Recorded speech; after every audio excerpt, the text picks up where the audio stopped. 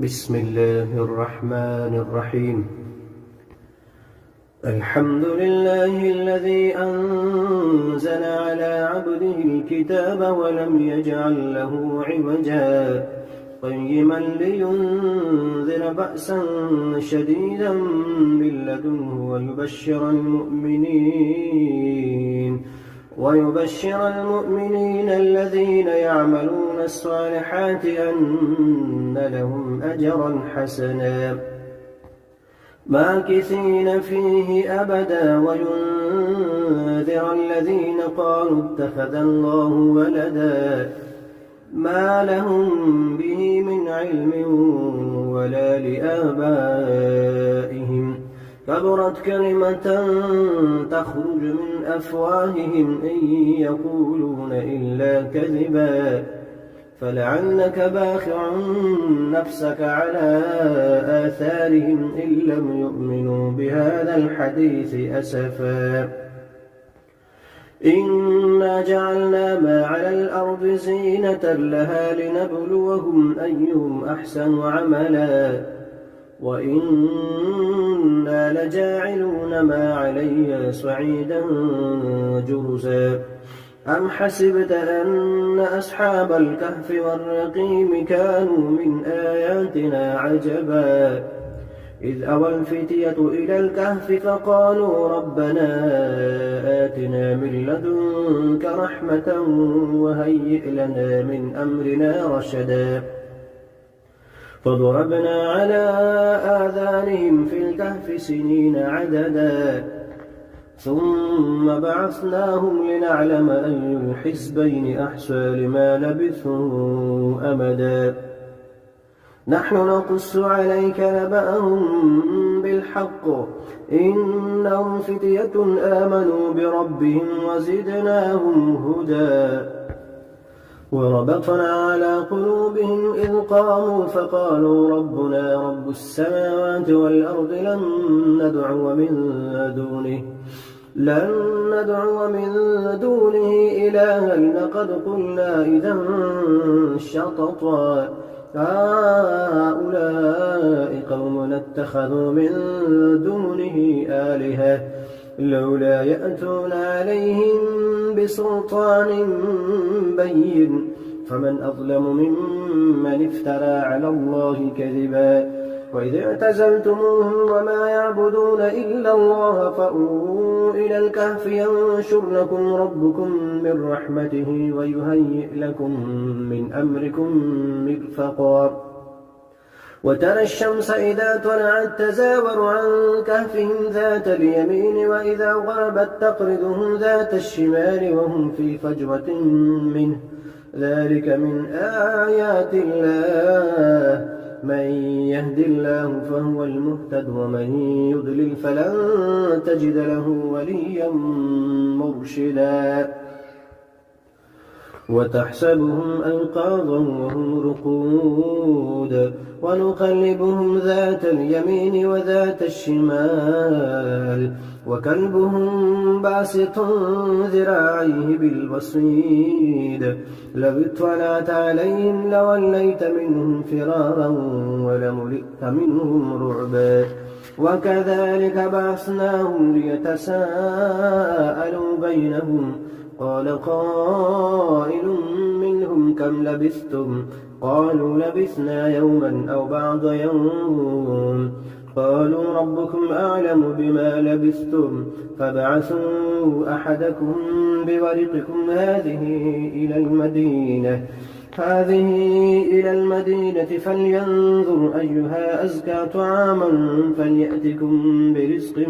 منه وليتلطف ولا يشعرن بكم أحدا إنهم إن يظهروا عليكم يرجموكم أو يعيدوكم في ملتهم ولن تفلحوا إذا أبدا وكذلك أعثرنا عليهم ليعلموا أن وعد الله حق وأن الساعة لا ريب فيها إذ يتنازعون بينهم أمرهم فقالوا بنوا عليهم بنيانا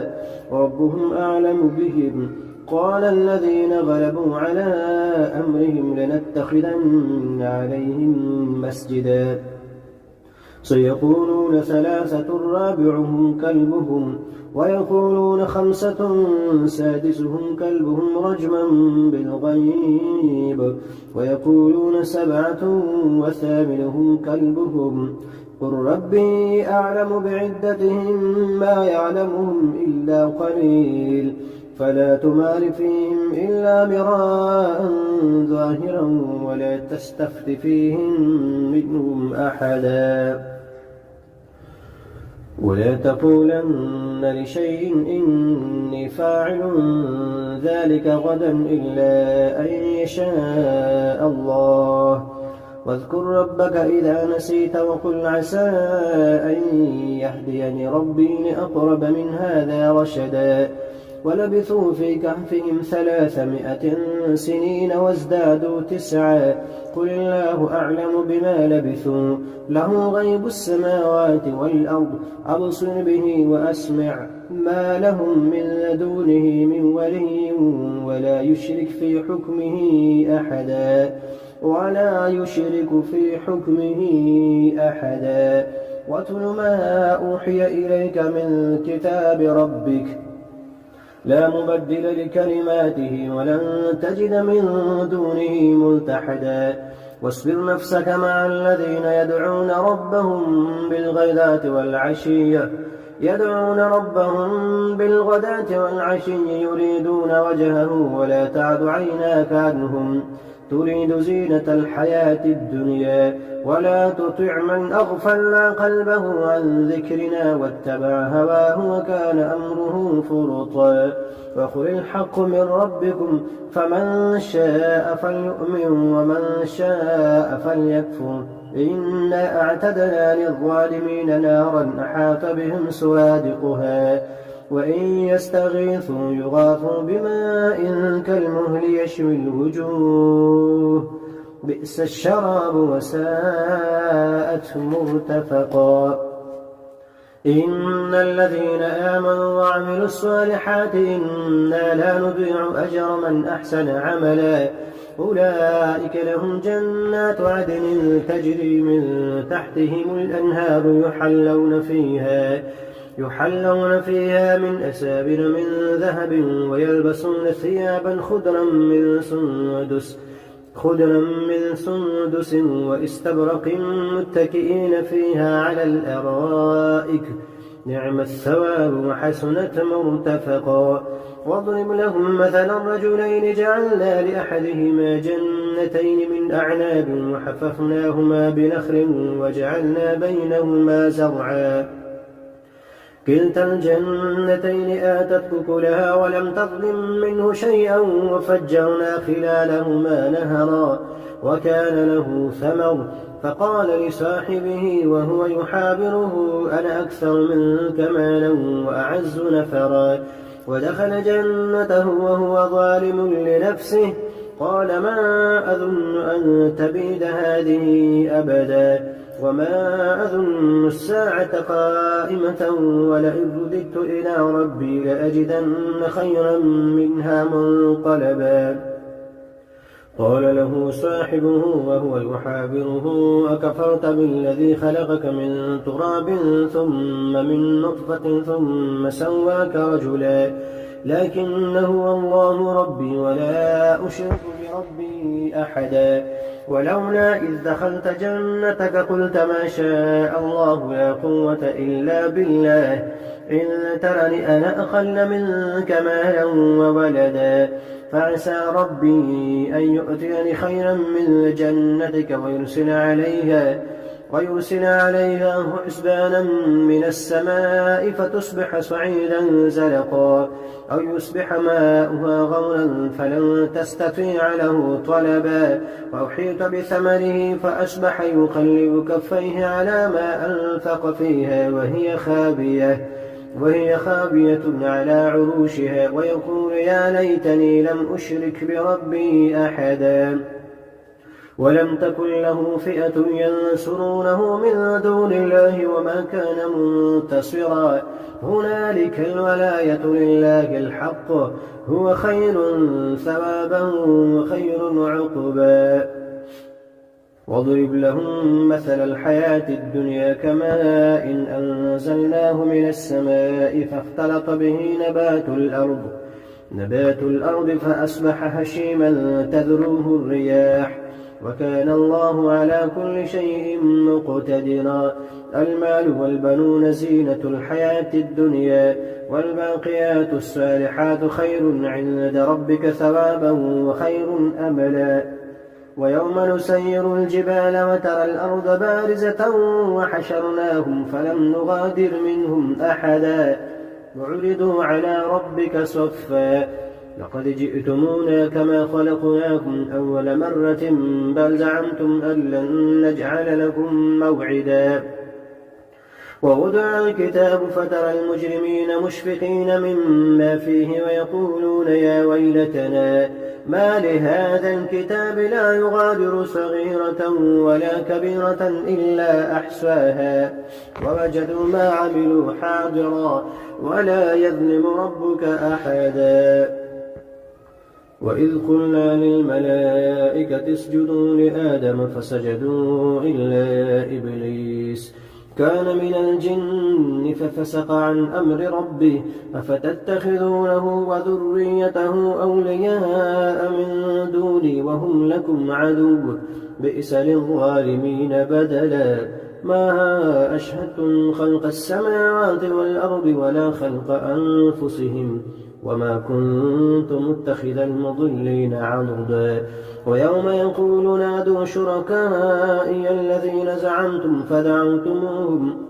فدعوهم ولم يستجيبوا لهم وجعلنا بينهم موبقا ورأى المجرمون النار فظنوا أنهم مواقعوها ولم يجدوا عنها مصرفا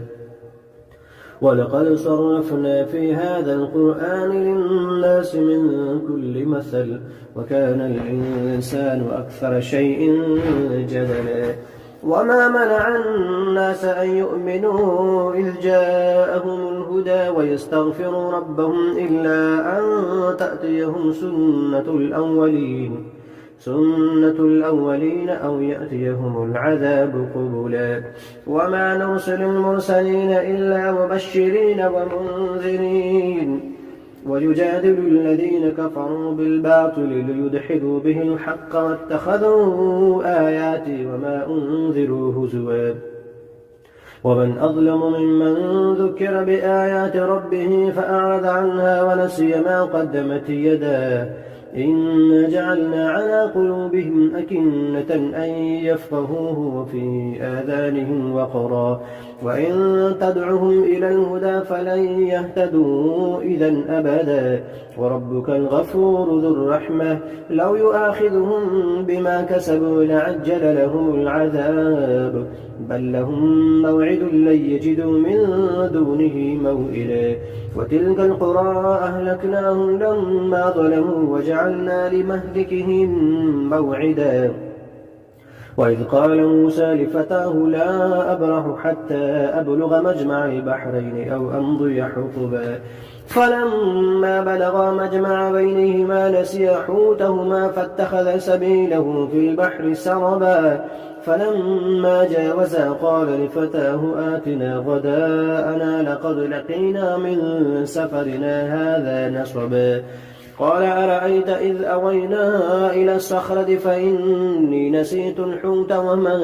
أنسانيه إلا الشيطان أن أذكره واتخذ سبيله في البحر عجبا قال ذلك ما كنا نبغي فارتد على آثارهما قصصا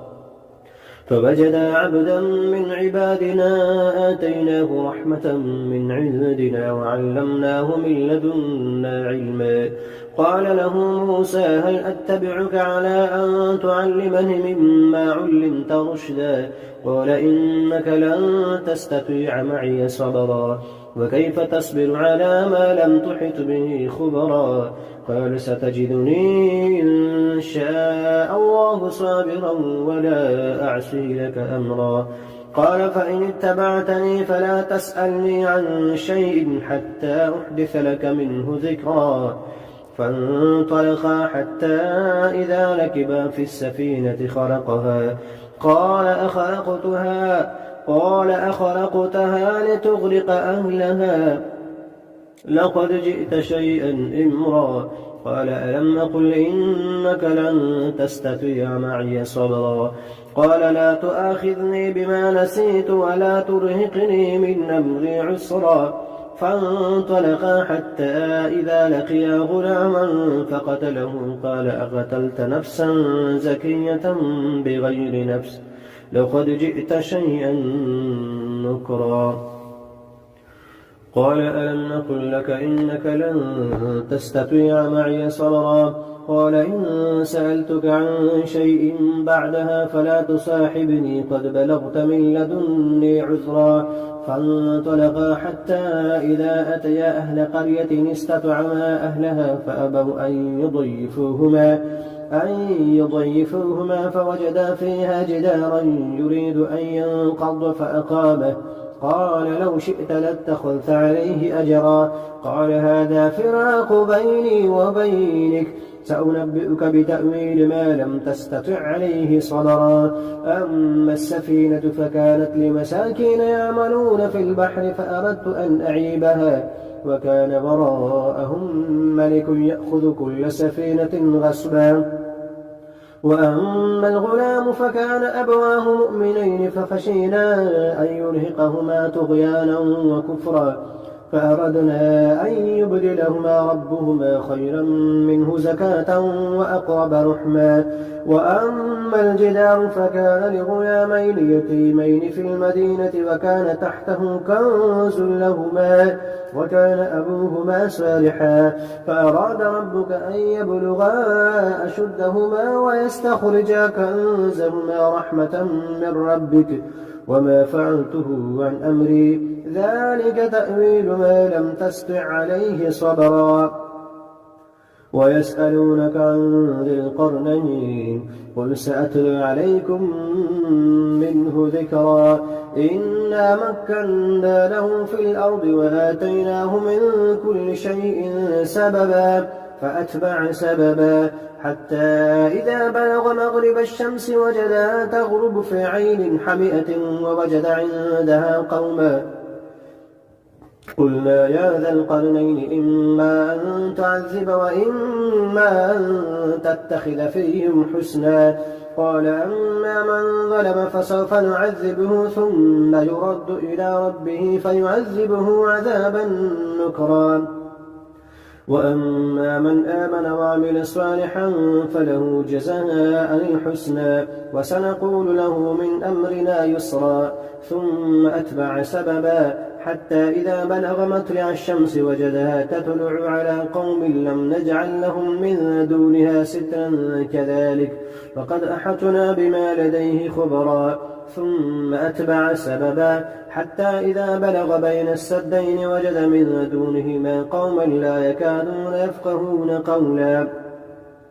قالوا يا ذا القرنين إن يأجوج ومأجوج مفسدون في الأرض فهل نجعل لك خرجا على أن تجعل بيننا وبينهم سدا قال ما مكنني فيه ربي خير فأعينوني بقوة أجعل بينكم وبينهم ردما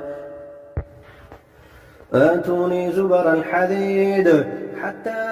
إذا ساوى بين الصدفين قال انفخوا حتى إذا جعله نارا قال آتوني أفرغ عليه قطرا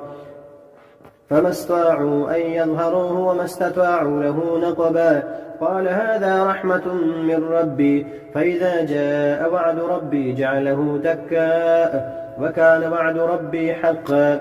وتركنا بعضهم يومئذ يموج في بعض ونفخ في السور فجمعناهم جمعا وعرضنا جهنم يومئذ للكافرين عرضا الذين كانت أعينهم في غطاء عن ذكري وكانوا لا يستطيعون سمعا